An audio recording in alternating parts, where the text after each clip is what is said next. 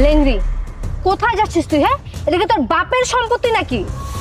এই তোর মতো ল্যাংড়া লুলা এই অফিসের সামনে কি করে? হ্যাঁ, বাপের জন্মে এত বড় বিল্ডিং কখনো চোখে দেখেছিস? শোন, তোর মতো ল্যাংড়া লুলা এই অফিসে চাকরি করার যোগ্য না, বুঝছিস? স্যার ম্যাডাম লাগে এরকম ব্যবহার করতেছেন কে? এই তুই চুপ থাক।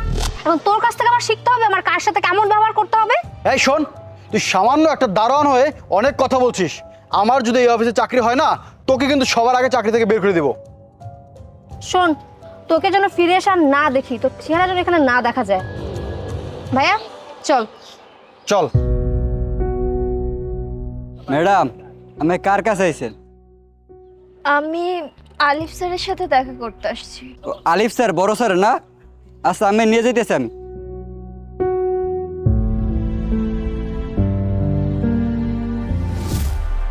ভাই তুই কোনো চিন্তা করিস না, তোর জবের ব্যবস্থা আমি কোম্পানিতে খুব ভালোভাবে পাকাপোক্ত করে রেখেছি। এখন আজকে শুধুমাত্র বস আসবে, তোকে একটা জয়েনিং লেটার হাতে ধরিয়ে দিবে, তারপর তুই কাল থেকে অফিস করবি, ঠিক আছে? আচ্ছা ঠিক আছে।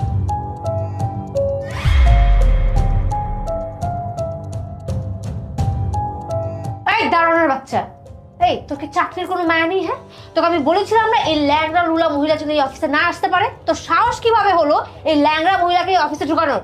আরে আপনার কোনো লজ্জা শরম নেই? হ্যাঁ, আপনাকে নিচে এত করে বলে আসলাম, তারপরেও আপনি এই অফিসে ঢুকলেন।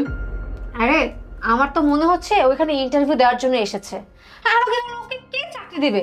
আরে চাকরি করতে হলে তো ওর সাথে আরো একজন মানুষ লাগবে।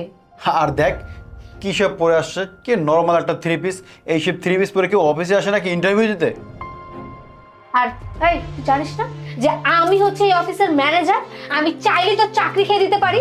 তুই নেক্সট টাইম যদি আমার কথা ছাড়া কাউকে অফিসে ঢুকিয়েছিস তাহলে তোর চাকরি নট করে দিব।